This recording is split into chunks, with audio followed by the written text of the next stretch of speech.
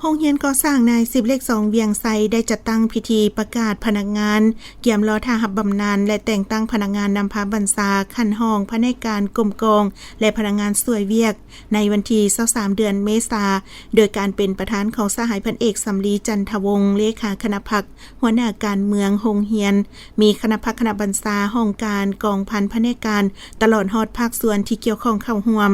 สหายพันโททฤษฎีอุทธวงศ์หัวหน้าแผนกพนักงานโรงเรียนได้ผ่านข้อตกลงของกระทรวงป้องกันประเทศว่าด้วยการอนุมัติให้นายทหารอยู่โรงเรียนก่อสร้างนาย10เลข2เวียงไซภาคการเพื่อเกี่ยมรับบำนาญจำนวน5สหายและแต่งตั้งรักษาการหัวหน้าห้องในนี้แต่งตั้งสหายพันโทผู้ดงศิริมโนธรรมรักษาการหัวหน้าห้องการโรงเรียนพันโทสีท้าหอมสมบัติรักษาการห้องหัวหน้าห้องการโรงเรียนและรักษาการหัวหน้าแผนกห้องแผนกคณะกองห้อยและพนักงานสวยเวียกจำนวนหนึ่งพร้อมนี้ก็ได้ผ่านมติตกลงของคณะพรรคโรงเรียนว่าด้วยการแต่งตั้งเพิ่มเติมคณะพรรคภาคฐานคณะหน่วยพรรคอยู่บรรดาห้องการกรมกองตืมอีกโอกาสนี้สหายพันเอกสำลีจันทวงศ์ได้มีคำเห็นซี้นำบรรดาสหายผู้ที่ได้รับหน้าที่ใหม่